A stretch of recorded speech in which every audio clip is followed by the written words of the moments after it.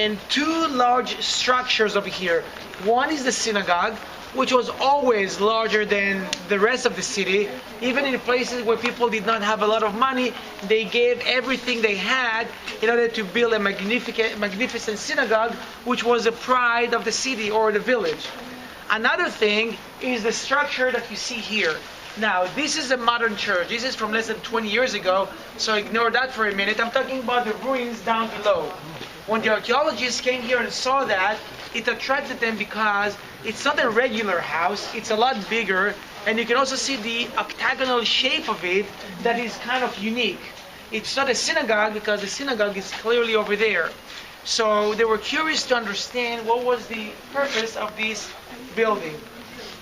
Interestingly enough, they started digging down and found that there are 3 levels to this building. The first one, the bottom level, which is the oldest part, was a house similar to the homes that you see over here. The middle level was a little bit bigger, only this time they found plaster on the walls with the names of Mary, Peter, and Jesus written on the walls. And the third level is what you see here now. The conclusion of that is that this was the house of Peter, and the archaeologists will tell you that almost 100% you're looking at the house of Peter. So back to how we know that.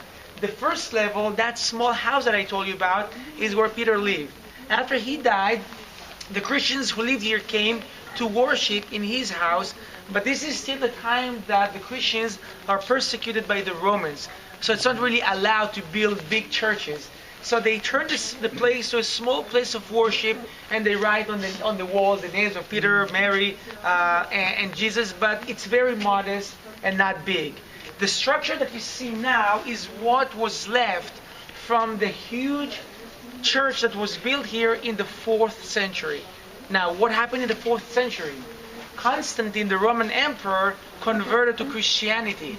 And now, overnight, so to speak, not only Christians are not persecuted, Christianity is now the official religion of the empire, and now people can build churches, they don't have to be afraid of anyone, and that is why on the same spot they now erected the large church that was later on, probably in the 5th century, was destroyed in an earthquake.